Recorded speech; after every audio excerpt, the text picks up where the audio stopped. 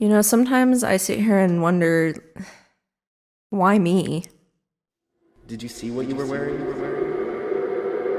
You deserved it. Why is this happening?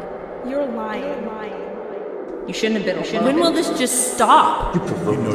You're lying. You're such a slut. You're drinking too much. You're lying. You provoked it. Well, you never said no. What a whore. You were asking for it. You were asking for it. What is wrong? All I want is silence.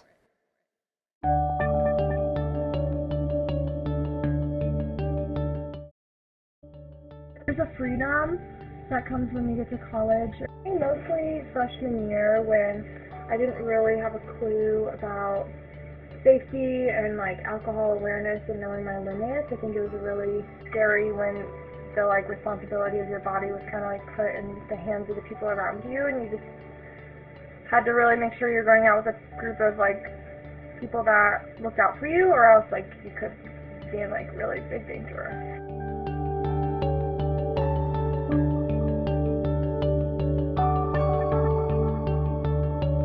There's all these different things that I didn't understand freshman year, so I think if I would have had more thorough understanding of sexual assault and how you can go about reporting it and the reporting process, I would have. However, I do think that the reporting process creates shame.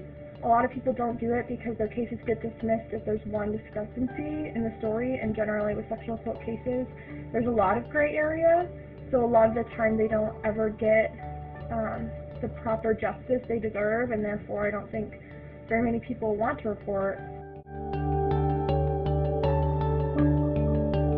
A lot of victims have so much fear and shame and self-blame that it keeps them from reporting it, fearing that they had some role in it. You go to an emergency room, the exam is very invasive and you can't clean up.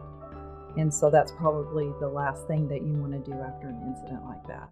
I just think that consent needs to be addressed more. I think there just needs to be more open dialogue and for it to be less taboo and more talked about. That way, when it does happen, it's not being shoved under the rug.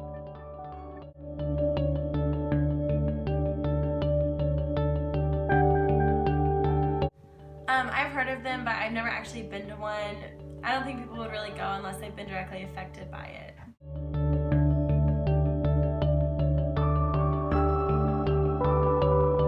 Maybe if they had a program for it, freshman orientation, or if they brought in a guest speaker, because I know that from firsthand, it always grabs my attention.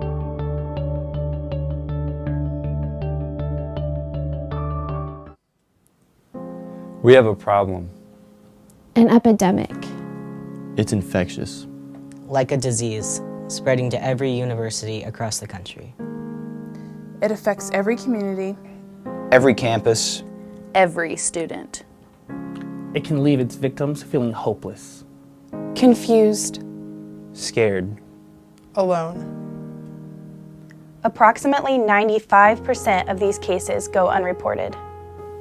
It's time to get serious about ending sexual assault. Be the one to start the conversation. Be the one to report a sexual assault. Be the one to know you are not alone. 1 in 5 women. 1 in 16 men are affected by sexual assault in college. Be the one to support those affected. Be the one to ask if they're all right. Be the one to ask for help. Be the one to say no. Be the one to intervene when consent hasn't been given. When consent can't be given. Be the one to not blame the victim. Be the one to get your friends home safe. Be the one to tell them they've had too much to drink. Be the one to survive, to thrive, to advocate. Be the one to cultivate a culture of respect, of bravery, of responsibility, of dignity, of courage, of accountability, of honesty, of trust, of hope. Be the one to pursue a safer campus. Be the one to stop sexual assault.